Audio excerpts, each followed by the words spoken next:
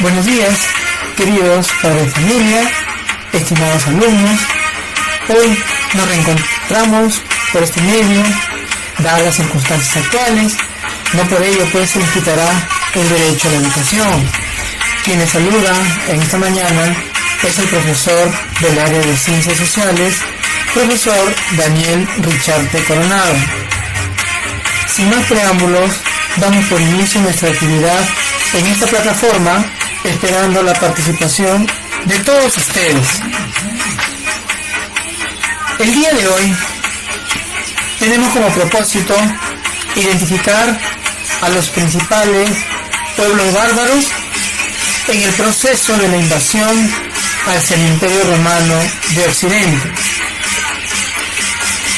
Nuestro título para el día de hoy: el Imperio Romano y las invasiones bárbaras. Como pueden ver en el mapa, apreciamos el inmenso territorio del Imperio Romano dividido en dos sectores bien definidos. Por un lado, la zona verde, tenemos el gran Imperio Romano de Occidente, que abarcaba gran parte del territorio de lo que es el continente europeo y el norte de África, con su capital Roma. Por otro lado, tenemos al Imperio Romano de Occidente, con su capital Constantinopla, que abarcaba también parte del norte de África, Asia Menor, Asia Este y Europa del Sur. Como ustedes pueden darse cuenta, ¿no?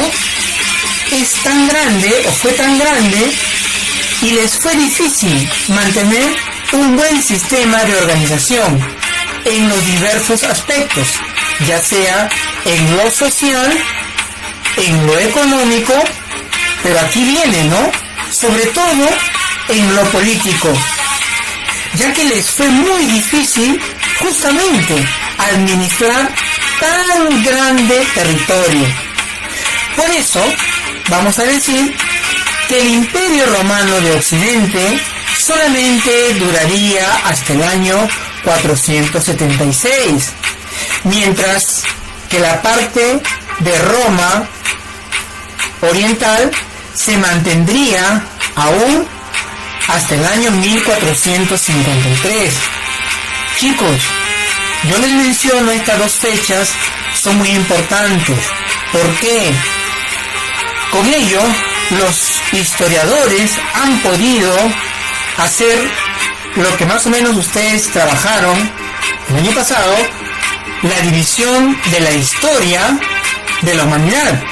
Por ejemplo, el año 476, con la caída del Imperio Romano de Occidente, marcaría el fin de la antigüedad, mientras que la caída del Imperio Romano de Oriente en el año 1453 da por inicio a la modernidad, o también conocida como la Edad Moderna.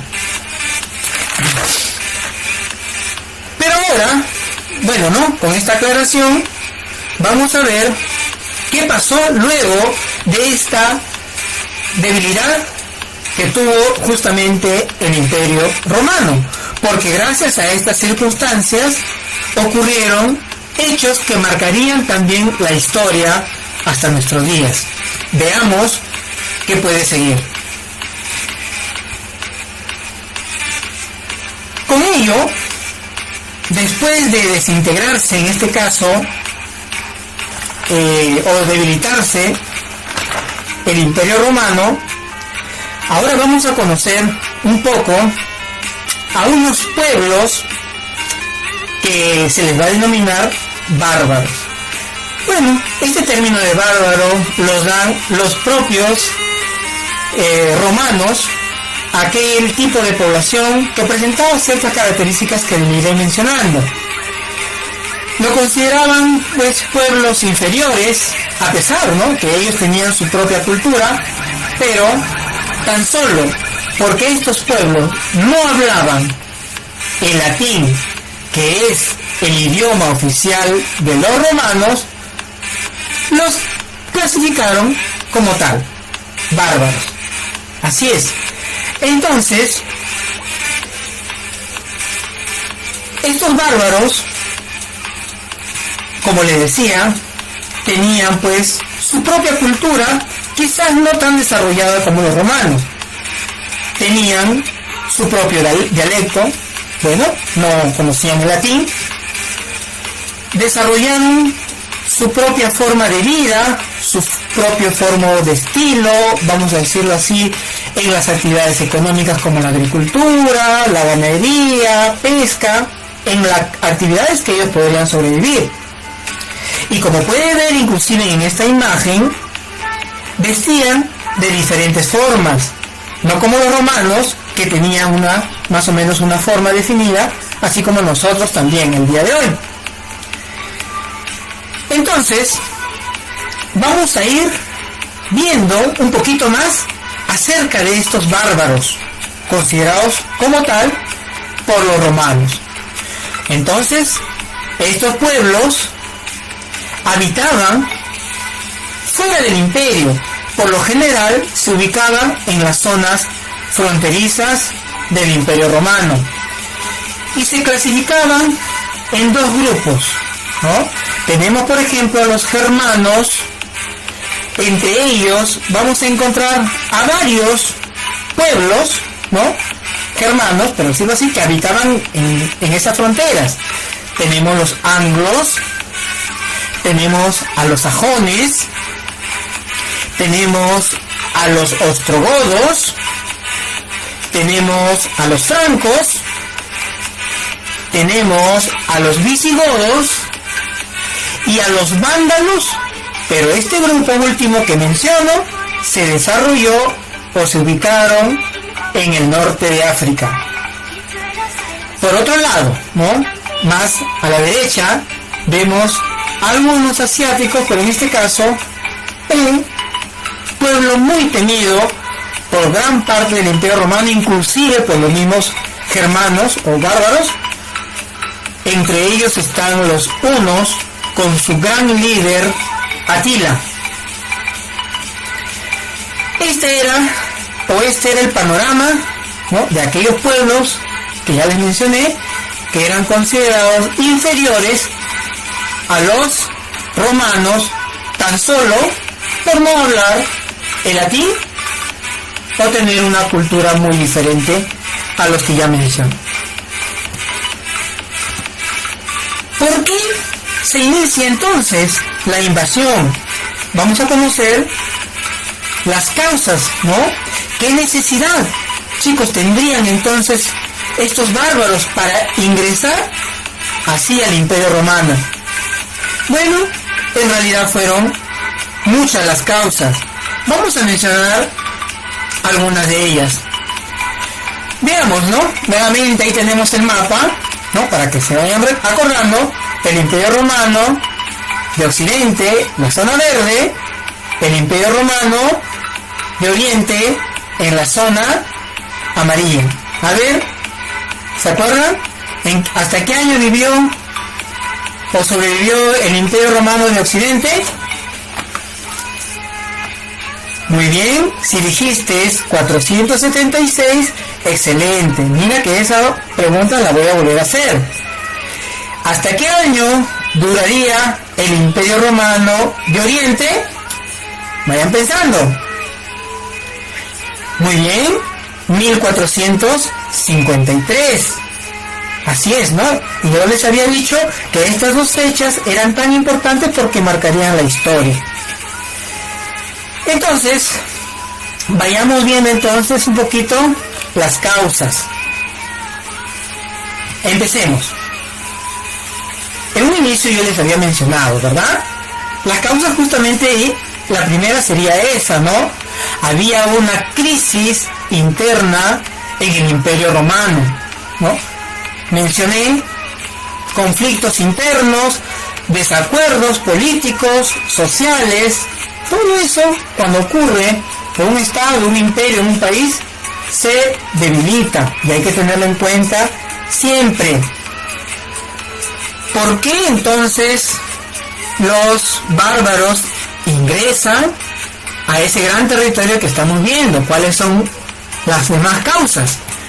Aquí tenemos, por ejemplo, ahí está, la presión de los pueblos asiáticos. Hay solamente un pueblo asiático, que son, ahí está, los hunos. Los hunos son de origen mongólico, que vivían en Asia Central. Ya les dije, pues tenía un líder que era capaz, pues, de arrasar con todos los pueblos, inclusive atacaba al mismísimo Imperio Romano.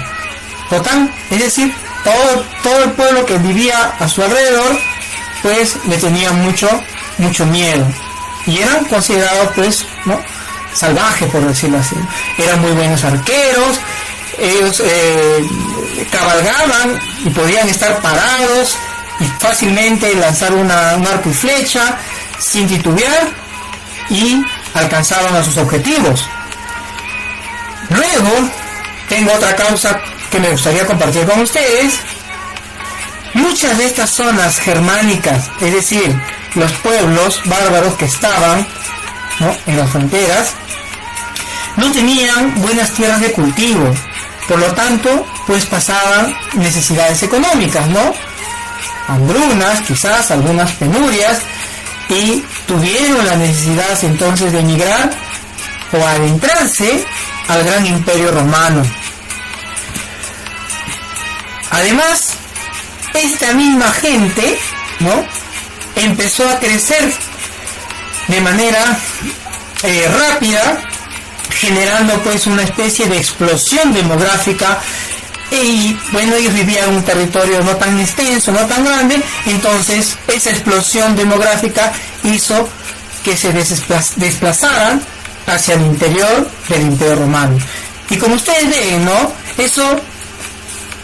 eso fue permitido, en este caso, por los mismos romanos, porque gracias a esa gente, entonces los gobernadores romanos decían, si vienen esta gente, yo les podría utilizar como soldados para que sirvan al ejército, y de esa manera me pueda ayudar a combatir a mis enemigos, esos enemigos temibles llamados los hunos.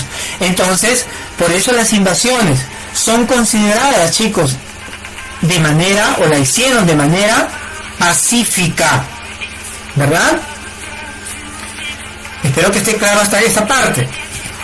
Ahora, ¿qué consecuencias me va a traer justamente estas invasiones? Todo esto va a cambiar, y justamente cambió para la historia.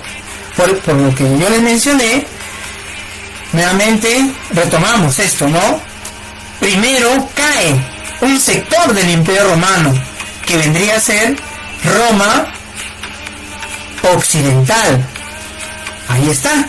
¿En qué año? Nuevamente voy preguntando. A ver, en el año 476. ¿Qué más? A ver, vamos a ver la siguiente consecuencia. Así es. Surgen nuevas lenguas romances. ¿Qué son las lenguas romances? Bueno, como les decía, los pueblos bárbaros tenían su propio dialecto, y Roma tenía el latín. Cuando cierto pueblo con su propio dialecto ingresa, se mezclan estas dos lenguas. El nativo, que era de los bárbaros, más el latín, nacería, muchas lenguas, como la pueden ir viendo, A ver si pueden leer ustedes, que son bilingües, trilingües, más o menos se van dando cuenta a qué lenguas pertenecen. Así es, chicos, nace el portugués, una lengua romance. Nace el francés. El francés nació justamente, mezcla el latín con, como habíamos dicho, con el dialecto nativo de cierto pueblo bárbaro. Además del italiano, la mezcla de latín con otro pueblo bárbaro, y así sucesivamente el latín con otro idioma me va a dar quizás el castellano. ¿Ven? ¿Cómo va cambiando entonces todo un panorama cultural?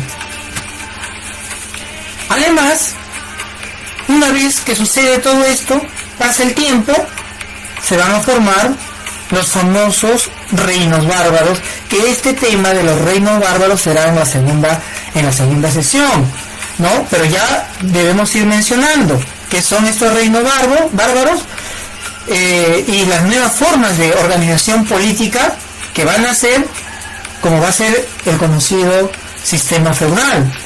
Este sistema feudal también trabajaremos en algunas sesiones más adelante. Es decir, todo este panorama, todo este cambio que ocurre, nos va a dar como resultado nuevas cosas que van a surgir en Europa. ¿Bien? Muchas gracias.